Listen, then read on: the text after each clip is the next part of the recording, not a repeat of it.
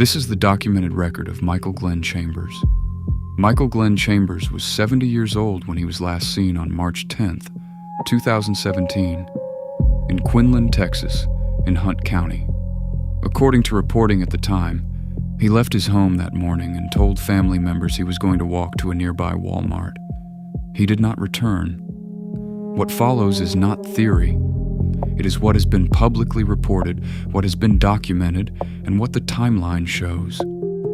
On March 10th, 2017, Michael Chambers left his residence in Quinlan. Later that same day, his vehicle was found abandoned along a rural roadway in the area near FM 47 and Highway 276. According to reporting at the time, investigators noted the presence of blood and personal items at the location where the vehicle was found. That is where the record begins to narrow. A man leaves his home. His vehicle is located. The scene raises questions. But the questions do not immediately resolve into a single, stable explanation.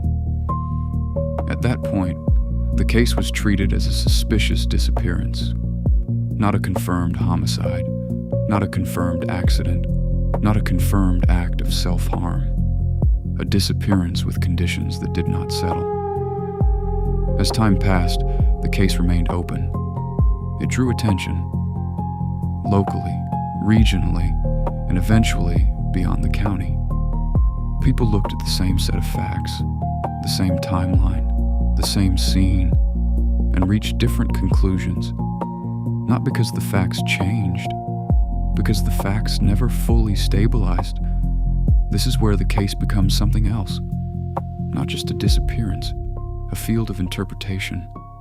A situation where visibility increases but clarity does not. The vehicle remains, the location remains, the initial reporting remains, but the meaning does not settle. Over time, the case becomes known, discussed, revisited, examined again. And still, no single explanation closes the record. Years pass, the absence remains, the case continues to exist in public view without resolution. Then, in August of 2022, something changes. Human remains are discovered in a rural wooded area in Hunt County. Authorities later confirmed that the remains belonged to Michael Chambers. That is where the record becomes clear again. Not complete, but no longer missing. A disappearance now has an endpoint. But the presence of an endpoint does not resolve everything that came before it, because the central question was never only where he was, it was what happened, and whether the record could ever hold that answer in a way that closes the case completely. That is where this timeline stays unsettled. A man disappears. A scene is found. The case draws attention. Years pass without a confirmed explanation. Remains are eventually recovered, but clarity does not arrive with them in the way people expect. That is the pattern. Not absence, not silence, something else. Visibility without resolution. A case that remains present, discussed, and remembered, but never fully understood in a way that ends the conversation. This is what happens when a case stays open long enough in public view. It begins to generate its own explanations, its own narratives, its own momentum.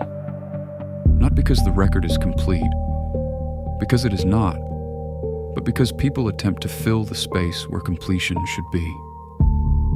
This is not a conclusion. It is a condition, a record that never fully settles, a timeline that remains visible but not stable.